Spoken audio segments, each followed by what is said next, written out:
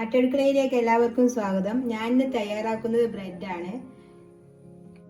അതിനുവേണ്ടി 2 കപ്പ് മൈദ എടുത്തിട്ടുണ്ട്, 1 ഗ്ലാസ് പാല്, ഇതളം ചൂടുള്ള പാലാണ്, 2 ടേബിൾ സ്പൂൺ പഞ്ചസാര, 1 ടീസ്പൂൺ ഈസ്റ്റ്. ഇത് കുഴച്ചെടുക്കണം. അതിനുവേണ്ടി ആദ്യം പാല് ഒഴിച്ചു കൊടുക്കാം. ഇതിലേക്ക് പഞ്ചസാര ചേർത്ത് കൊടുക്കുന്നുണ്ട്, ഈസ്റ്റ് ചേർത്ത് കൊടുക്കുന്നുണ്ട്. ഇതിനാവശ്യത്തിനുള്ള ഉപ്പ് ചേർത്ത് കൊടുക്കാം.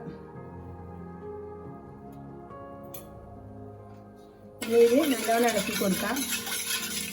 ഇനി ഇതിലേക്ക് 1 ടീസ്പൂൺ നെയ്യ് ചേർത്ത് കൊടുക്കുന്നുണ്ട്.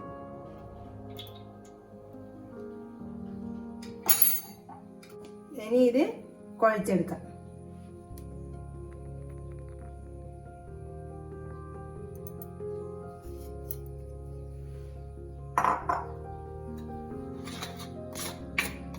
ഇനി ഇത് കൈകൊണ്ട് കുഴച്ചെടുക്കാം. ഇത് കുഴച്ചിട്ടായിട്ടുണ്ട്. ഇനി ഇതിന്റെ മുകളിലേക്ക് കുറച്ച് ഓയിൽ പുരട്ടി കൊടുക്കാം.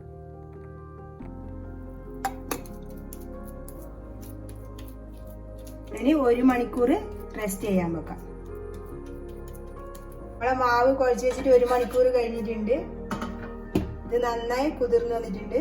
ഇനി നമുക്കിത് കുഴച്ചെടുക്കണം.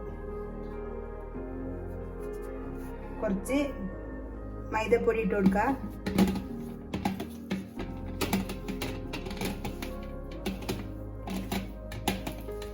ഇത് പരത്തി ഷേപ്പ് ആക്കാനുണ്ട്. അത് നമുക്ക് കുറച്ച് മൈദപ്പൊടി വെതറി കൊടുത്ത് ഈ മാവ് ഇതിലേക്ക് ഇട്ട് കൊടുക്കാം.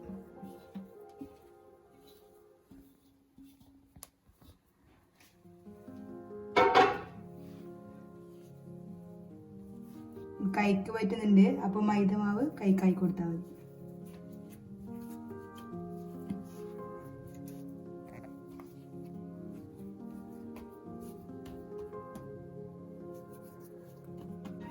ഇനി ഇതേപോലെ പരത്തി ഷേപ്പ് ആക്കണം നമുക്ക്.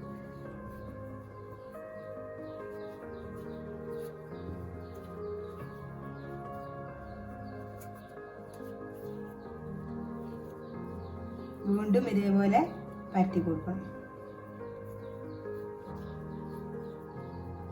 കൈക്ക് പറ്റുമ്പോൾ പൊടി ചേർത്ത് കൊടുത്താൽ മതി.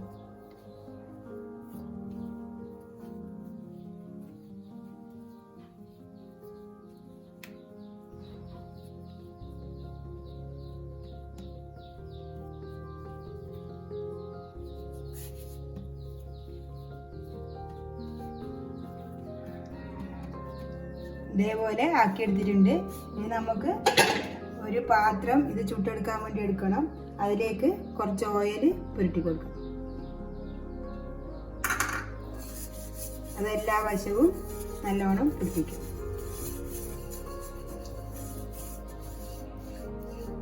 ഇത് തോർത്തിയെടുക്കാം.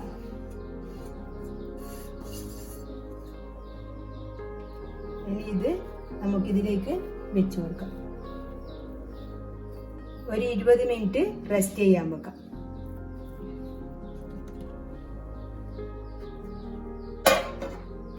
റെസ്റ്റ് ചെയ്യാൻ വെച്ചിട്ട് 20 മിനിറ്റ് ആയി. നമുക്കിത് നോക്കാം. ഇത് നന്നായി പൊന്തി വന്നിട്ടുണ്ട്. ഇത് കുറച്ചൊരു ഷേപ്പ് ആയിക്കോട്ടെ.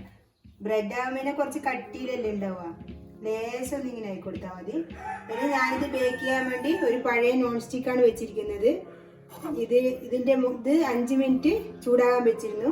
ഇനി ഇത് ഇതിലേക്ക് ഇറക്കി വെക്കാം. ഇനി 20 മിനിറ്റ് കഴിഞ്ഞിട്ട് നമുക്ക് നോക്കാം. 20 മിനിറ്റ് ആയിട്ടുണ്ട്. ഇത് നോക്കാം. നന്നായി പൊങ്ങി വന്നിട്ടുണ്ട്. ഇതിന്റെ മുകളിൽ കുറച്ചുകൂടി ആവാനുണ്ട്. എന്നിട്ടേ നമുക്ക് തിരിച്ചിടാൻ പറ്റുള്ളൂ.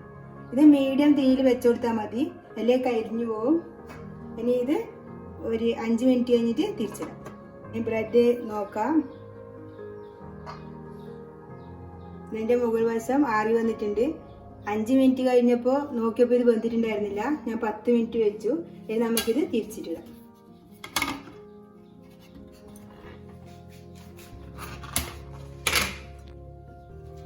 ഇത് പാത്രത്തിലേക്ക് തന്നെ ഇട്ട് കൊടുക്കാം.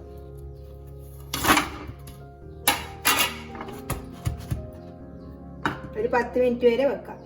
മൂടി വെക്കാം. ബ്രെഡ് ആയോ നോക്കാം. നല്ല സോഫ്റ്റ് ആയിട്ടുണ്ട്. ഇനി നമുക്കിത് തിരിച്ചിട്ട് നോക്കാം.